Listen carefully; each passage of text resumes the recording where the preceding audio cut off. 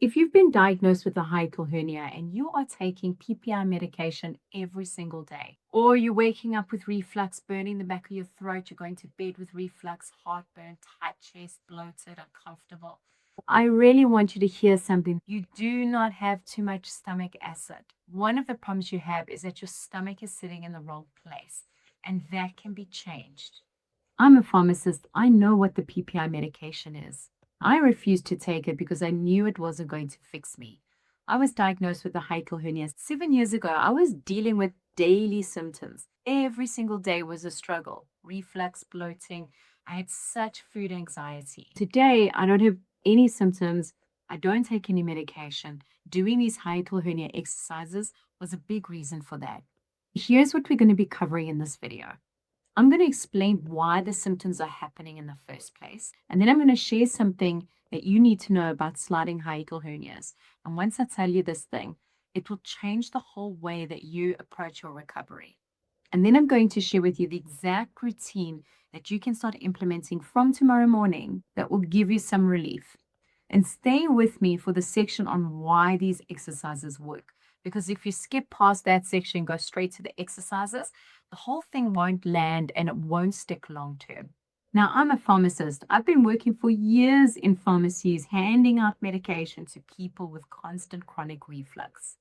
So when I was diagnosed with my hiatal hernia and handed a prescription for PPIs, I understood exactly what that medication would and wouldn't do.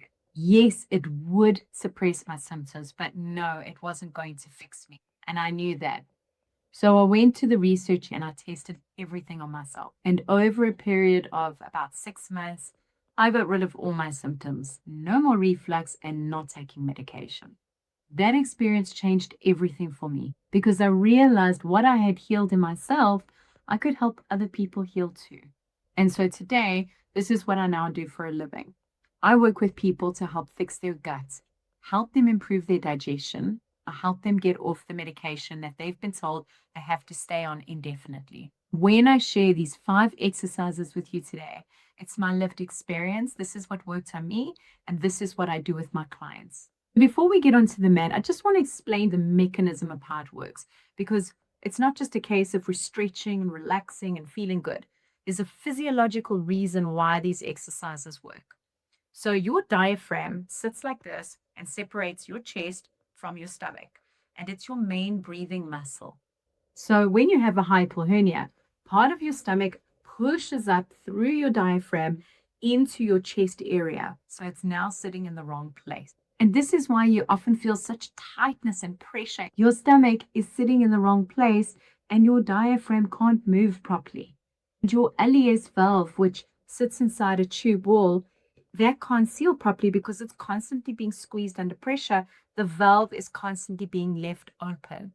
And that is how you experience reflux all the time because whatever little acid you do have in your stomach is constantly moving up through the open valve. And the conventional approach to treating this is to tone down your stomach acid, but you don't have too much stomach acid. You have a stomach sitting in your chest in the wrong place with a valve that cannot close properly. You can reduce your stomach acid as much as you like, but if your stomach is still sitting in the wrong place, you're still going to have the problem. So this exercise routine is going to address 3 things at once.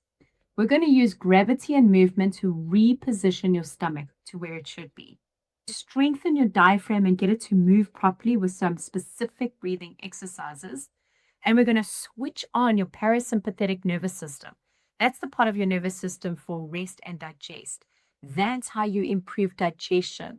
And that's how you reduce all the pressure building up in your stomach, causing your stomach to move up in the first place. Most people with hiatal hernias are stuck in sympathetic nervous system state, constantly stressed, constantly wired, not sleeping properly. And your stomach can't heal in that state. These exercises will help you leave that state every morning. Most people with a hiatal hernia are never told this, and it's actually really easy to understand, and it's an important part of the puzzle. 95% of hiatal hernias are called sliding hiatal hernias.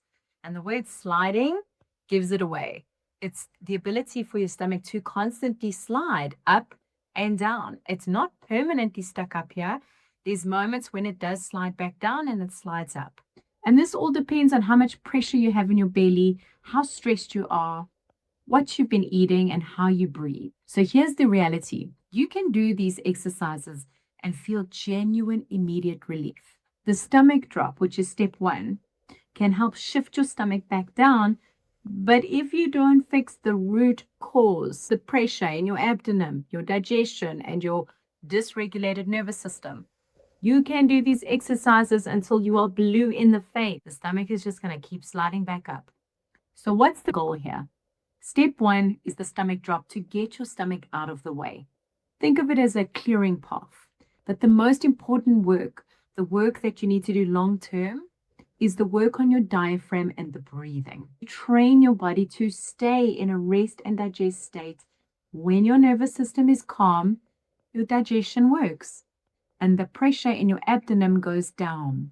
Your body will stop creating so much pressure and the stomach will naturally come down. And that is the long game. Okay, let's get into it. A very quick note, this has worked for me, but I'm a pharmacist. I'm not a physician. Always check with your own healthcare provider before trying any exercises, especially if your hernia is large or complicated and you have other conditions. Now I'm going to do this routine with you. All you need is a mat and some floor space, no equipment. Look at this as your morning reset. You do this first thing before breakfast, before coffee, before your phone. Your stomach is empty, your body is rested, and your nervous system is receptive. The first thing we're doing is the stomach drop. I want you to drink a full glass of still water and then stand up tall, feet hip width apart. Take a full breath in through your nose, lift your arms up adjacent to your body, and as you breathe in, you rise up onto your toes. You hold for a second at the top, and then you drop down. Your heels land on the floor with a deliberate thud. Not a jump, just a drop. Gravity will do the work. As your heels hit the floor, the gentle force helps your stomach move back down under the diaphragm. Do this about 10 times. Be slow and deliberate. Breathe in on the rise and breathe out on the drop. That's it. It's really simple, but do not skip this one because it's the foundation that all the other exercises rely on. And for best results, always do it first thing in the morning after you've had that water, but nothing else is in your stomach. If you've been doing the stomach drop exercise and you want to share how it's going, drop it in the comments. I read everyone. All right, now we're on the mat. Come down onto your back, knees bent, feet flat on the floor. Place one hand on your chest and another hand on the belly. Breathe in a way that only your belly hand moves. Your chest hand stays still. This is diaphragmatic breathing.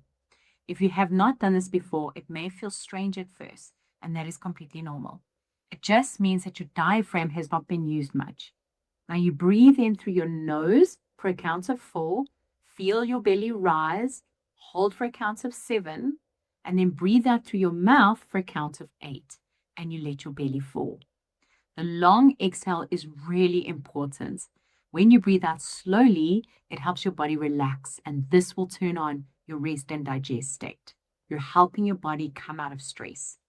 Make sure you do about 10 rounds. Now for the third exercise, I want you to stay on your back. Your knees are still bent. This next step is manual repositioning, and I want to be really clear that you should only do this gently. We're not trying to force anything. We're just encouraging some movement with very light pressure. So you place both hands just below your breastbone, point your fingertips downwards towards your belly button, and on a big exhale, gently press your fingertips in and down, following the curve of your belly. Don't press hard, you are just guiding. And take a slow inhale, and as your belly rises, keep that very gentle downward pressure. You'll feel the breath moving against your hands. You do this for about 5 to 8 times. Slow, intentional, you're not forcing. If you feel any really sharp pain, stop immediately. For most people, this really does feel like release, like you're allowing something to move back down into place. For the fourth exercise, we're going to do a core activation. We're going to do the dead bug. Now, I'll tell you exactly what exercises to avoid in my next video. And for now, know that crunches and sit-ups are working against you. The dead bug is your replacement for them. The dead bug teaches your core to stabilize without compression or increasing pressure in your abs or stomach. So you lie flat on your back, your arms are extended straight upwards towards the ceiling, your knees are bent at 90 degrees. You lift so that your shins are parallel to the floor. Slowly lower your right arm towards the floor, and at the same time, you stretch your left leg out straight. Keep it just above the floor. Keep your lower back flat on the mat the whole time. If your back lifts or arches, you've gone too far. Hold for a few seconds and then return, and then switch sides. Breathe out when you extend. Never hold your breath during any exercise, and do 5 on each side. Just go slow. This isn't about speed. Keep your spine neutral and your core activated. Make sure you do not push or strain. The fifth exercise is more like a grouping of exercises, and it's something I want to mention because I don't think a lot of people link their symptoms to this. It's your posture. So if you are hunched over, your shoulders are rounded, your chest is closed in, like we all sit at our desk, there's no space in your chest. You're reducing the space that your stomach and diaphragm needs. There's just no room for things to move around because everything is being compressed. Creating some space in your chest is a really core part of managing this condition. When your shoulders are back and your chest is open and your spine is long, your diaphragm has more room to move. And when your diaphragm can move freely, your stomach is more likely to stay in place. So there are 5 yoga poses that I specifically use to help you improve your posture long term and to help you create more space in your chest. Together, these exercises take about 5 minutes, and I'm going to walk you through each one. So the first one is the Sphinx or Cobra pose. You lie on your stomach, press your palms or forearms into the floor, and you gently lift your chest. This is just a passive, supported chest opener. You hold for 5 breaths. The second one is cat-cow. You come onto all fours. On your inhale, you drop your belly and you lift your chest, and that is called cow position. On your exhale, you round your spine up towards the ceiling. This is cat position. Do 10 slow rounds. This mobilizes your thoracic spine and opens the front of your chest. The third exercise is called thread the needle. You slide one arm under your body, dropping your shoulder to the floor. You hold for 5 breaths on either side. This targets your upper chest and adds thoracic rotation. The fourth exercise is puppy pose. You start on your hands and knees. You walk your hands forwards, lower your chest towards the floor, and you keep your hips high. You should feel a stretch through the chest. Hold for 8 slow breaths. The fifth exercise is called supported fish. You lie on your back, place a roller blanket or a yoga block under your upper back, between your shoulder blades, and you let your chest open and relax over it. This is a really deep chest stretch. It also helps your body relax. You hold here for 10 breaths. Even 5 minutes of these poses a day will help. You can do it first thing as a morning routine, or you can do it at the end of the day before you get into bed. And honestly, being more mindful about your posture and trying to sit with your shoulders back throughout the day, it's not that hard to do, and it will help with your symptoms. Do not underestimate how important your posture is. Honestly, about 6 years ago, I was managing reflux every single day. Constant burning throat that I could not stop thinking about. I was waking up with it. I was going to sleep with it. I was working with it. It would be there for just no apparent reason. So I committed to this exercise routine every morning, before coffee, before anything. Within 2 weeks, I noticed that I was no longer constipated. Within the first month, I could see my reflux really going down. And after 6 months, I was having reflux a couple of times, if at all. And the biggest shift, the one that I didn't even expect, is just how calm I felt in my body, just feeling more regulated. Because when your body is out of that sympathetic overdrive, everything downstream improves. And that's what this routine gave me, and that's why I'm sharing it with you. So here's the complete morning reset. Every single morning, first thing before you eat or do anything, stomach drops, 10 reps standing. Diaphragmatic breathing, 10 rounds of 4-7-8 breathing. Manual repositioning, about 5 to 8 reps. Dead bug, about 5 reps per side.